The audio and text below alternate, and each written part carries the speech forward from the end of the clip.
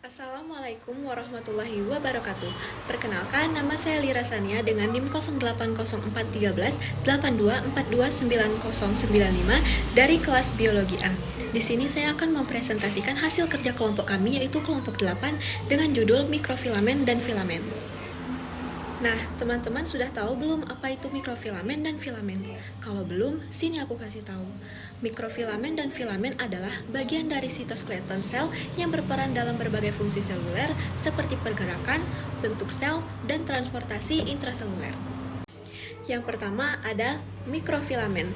Mikrofilamen adalah serat protein tipis dengan diameter sekitar 7 nanometer, tersusun dari protein aktin, fleksibel dan berperan dalam pergerakan sel serta perubahan bentuk sel. Contoh dari mikrofilamen ditemukan dalam sel otot untuk kontraksi dan dalam sel epitel untuk pergerakan membran plasma. Fungsi dari mikrofilamen adalah yang pertama, mendukung bentuk sel. Artinya, mikrofilamen membentuk jaringan di bawah membran sel yang menjaga bentuk sel tetap stabil. Yang kedua, membentuk pergerakan sel. Artinya, mikrofilamen memungkinkan pergerakan sel seperti gerak amubit dengan membentuk siopodia. Yang ketiga, berperan dalam pembelahan sel sitokinesis. Artinya, mikrofilamen membentuk cincin kontraktil yang membantu membelah sitoplasma saat sel membelah. Yang keempat, transportasi organel dalam sel. Artinya, mikrofilamen bekerja sama dengan protein motor untuk menggerakkan organel atau vesikel di dalam sel. Yang kelima, berperan dalam endositosis dan eksositosis.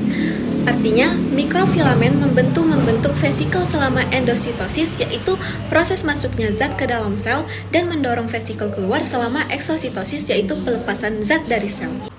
Yang kedua, filamen intermediat, yaitu filamen yang memiliki diameter sekitar 10 nanometer, tersusun dari berbagai jenis protein seperti keratin, vimentin, dan neofilamen, lebih stabil dibandingkan mikrofilamen, berfungsi sebagai penopang mekanis sel. Contohnya, ditemukan dalam sel epitel, neuron, dan jaringan ikat.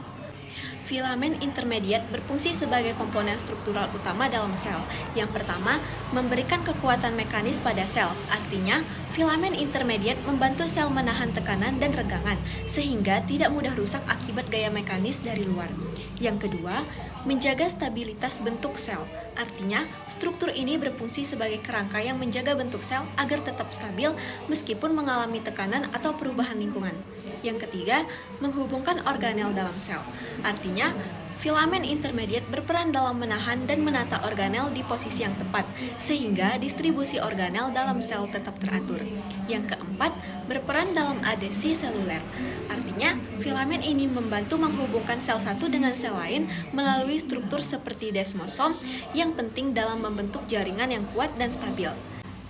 Dengan adanya fungsi-fungsi ini, filamen intermediat memastikan sel tetap kokoh, terorganisir, dan dapat berinteraksi dengan sel lain secara optimal. Perbandingan mikrofilamen dan filamen intermediat, mulai dari diameter, penyusun, sifat, dan fungsi, bisa teman-teman lihat sendiri.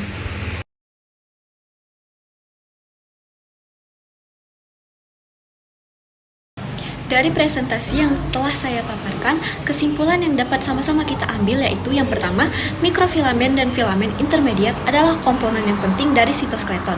Yang kedua, mikrofilamen lebih berperan dalam pergerakan dan perubahan bentuk sel. Dan yang ketiga, filamen intermediat lebih stabil dan berperan dalam mempertahankan kekuatan struktur sel. Dan ini dia sumber referensinya.